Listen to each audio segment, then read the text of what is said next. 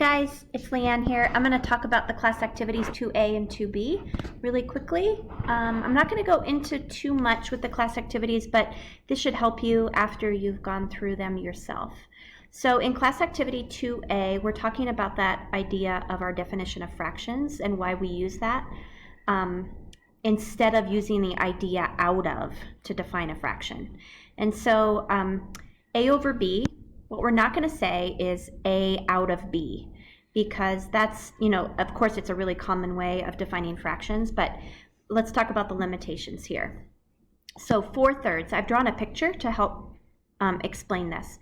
If we want to look at 4/3 and we draw this diagram, do you see how confusing that could be? So because I drew it as 4/3, I'm looking at each of these as a third. And so then I can clearly see that, look, I have 4/3. But with that same drawing, if the whole is, okay, so 4/3 is if this is the whole, right? Because then we have 1/3, 2/3, 3/3, and 4/3. So you can see that I'm going to need two wholes to be able to draw this diagram.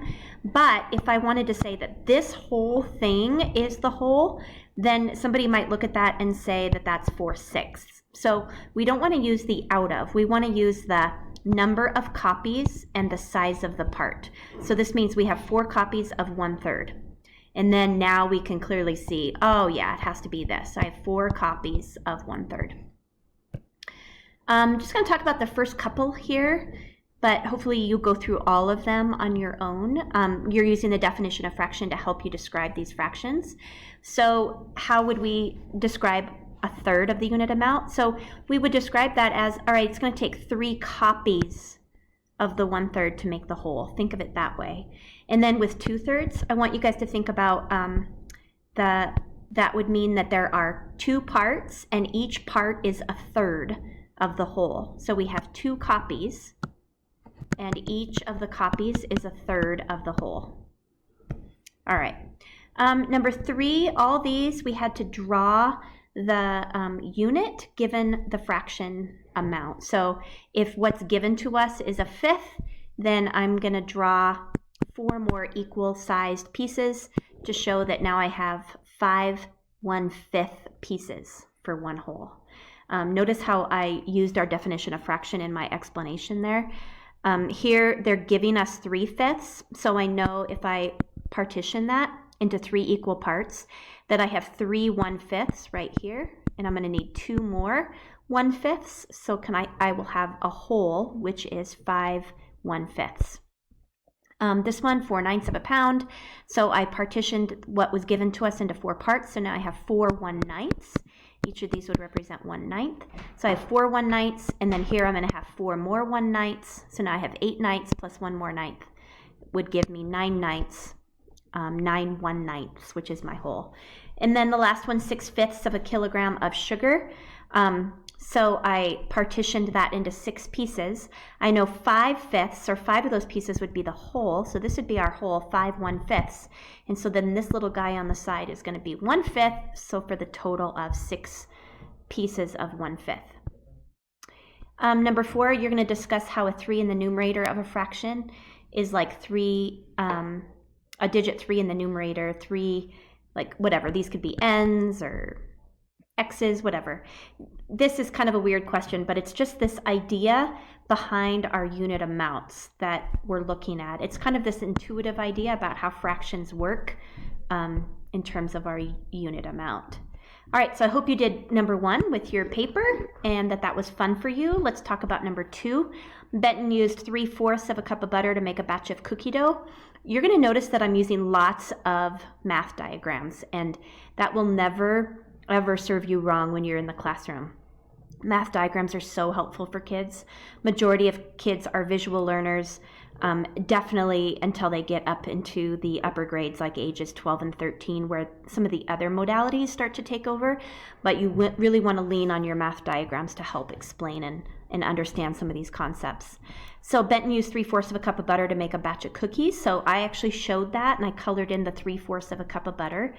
And then he takes that, just think about taking that dough, that butter, in the dough and you roll it out into another rectangle. If he only wants a portion that has 1/4 of a cup of butter, he wants one of these pieces. So we're going to partition that dough into 3 parts, because one of these pieces, so the 1/3 of the dough, corresponds to 1/4 of a cup of butter.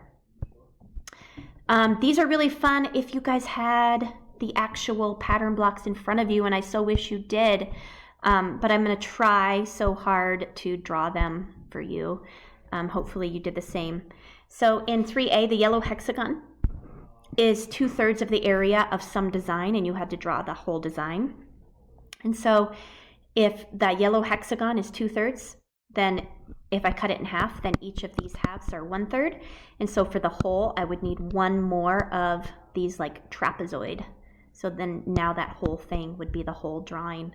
If the yellow hexagon was 3/2 of the area of the design, well, then we're going to have 3 parts, and each of those parts is going to be a half of the original.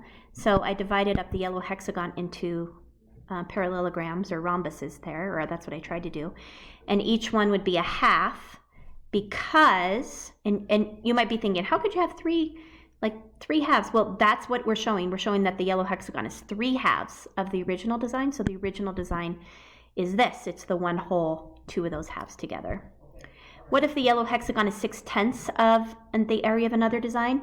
Well, then each of these parts, notice I subdivided the hexagon into 6 equal parts, and they're all triangles, and so each of those is 1/10. And so if we have 6/10 here, then the original design would have to be 10/10, and so I drew what that could look like. Of course, you know that there's lots of different ways that you could draw this, but this is the basic idea. And I guess the last one on the class activities, you're supposing that 3 yellow hexagons are 2/7. So that means that these 3, I don't want to do that. Let's go back. Take that red away. All right. 3 of the yellow hexagons are 2/7. So let's do this. That's 2/7. This is 2/7 of the original. So now I'm ahead of myself. So this is 2/7. This is 2/7. 3 more makes, now we're at 6/7, right? 2/7 plus 2/7 is 4/7 plus another 2/7 is 6/7. And we need one more 7th. So we need half of the 3 hexagons, which is another 1 full hexagon and another half of that hexagon. If you wanted to do this with other shapes, based on what we did up here with rhombuses and triangles, you could do that too. Again, so many different ways you could show this, but I tried to do it with the first one that came to mind with the hexagons. All right, I hope that helped you guys go through those class activities. Stay warm, and thanks for listening.